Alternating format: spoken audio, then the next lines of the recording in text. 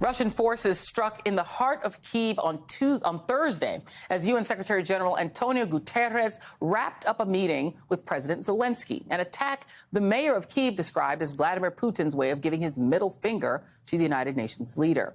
The attack came after commentators on Russian state television called on Russia to strike Ukrainian railways while transporting foreign diplomats like U.S. Secretary of State Tony Blinken and the Prime Minister of Bulgaria. Today, President Zelensky said that there is a high risk that peace talks will end without a positive outcome. Meanwhile, Russian Foreign Minister Sergei Lavrov claimed Russia is not threatening anyone with nuclear war, but rather it's Western nations that are talking about such things. Except that the nuclear brinksmanship has been coming from Lavrov himself, as well as those on state TV, who even went so far as to say that a nuclear war could be a good thing because those dying for the motherland will skyrocket to paradise. Moments later, Lavrov threatened Moldova, saying that they should be worried about their future, which the previous comment sounded a lot more like what ISIS leaders would say, than what would normally come from the United Nations Security Council member. All of this comes as the European Union is discussing ways to wean itself off of Russian oil.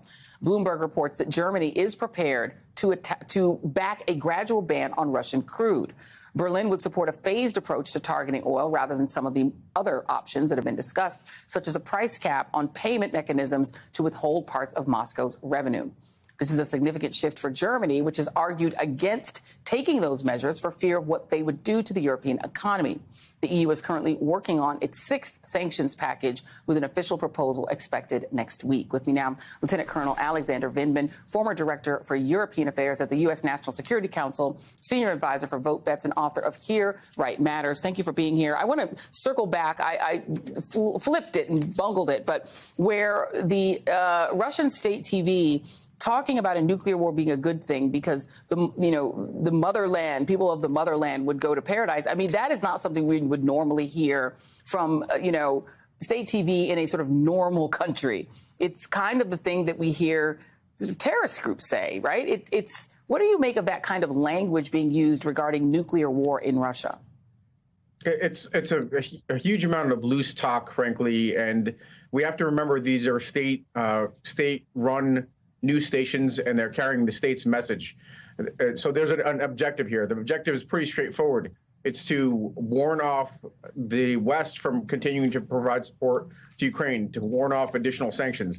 They're doing everything they can. They're failing on the battlefield, and at this point, they're see that the signaling from the West, these $33 billion that the U.S. is contributing, all of the equipment starting to pour in, is going to decisively put a period on Russia's ability to achieve any significant military aims. So they're trying to go back to that old playbook of warning off through nuclear saber rattling and things of that nature. The thing is that they've done this before. They did this before the war started with their nuclear exercise. They did it early on.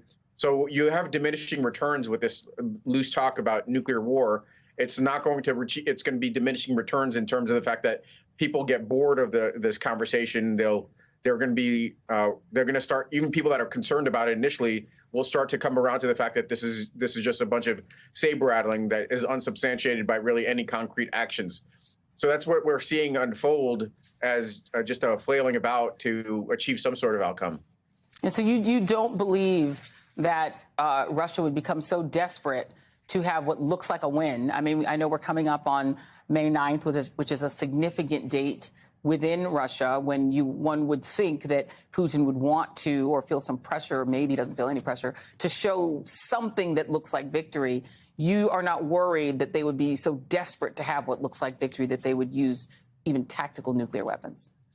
So I guess I'm puzzled by the notion. It just seems illogical to me that they would look for some sort of victory through the use of nuclear weapons that threaten mutually assured destruction. That does not seem like a prescription for any kind of victory at all. If anything, it takes what is a potential risk to the regime, instability due to obviously a lot of blame on Putin for this poor adventure. So that's one kind of short-term risk associated with this military operation, and magnifies it into immediate kind of existential threat due to the potential for nuclear escalation.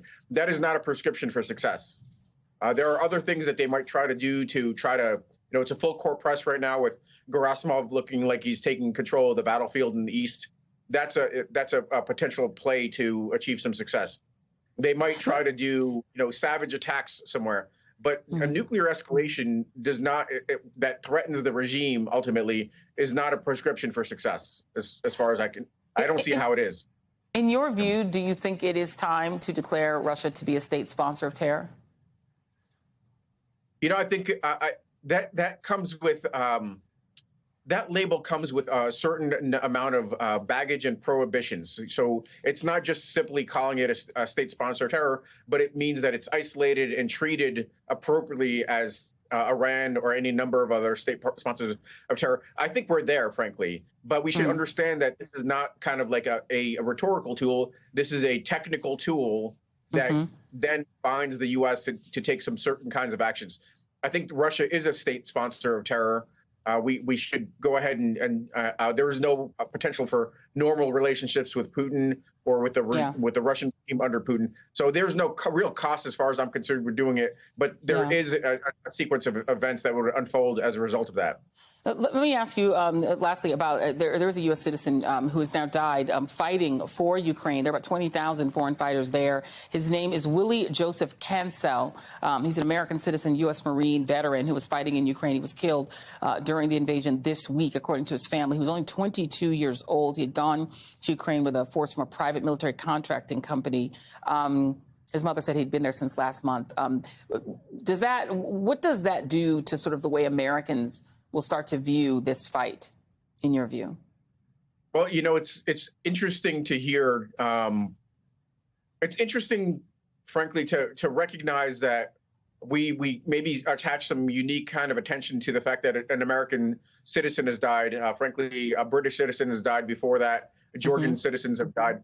But there's a kind of course, closer to home because we're Americans.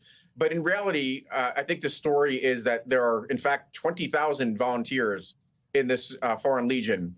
So it's really a story of people, former soldiers that spent their careers or a short stint in the military fighting for the defense of an idea, the defense of freedom, willing to put their lives on the line.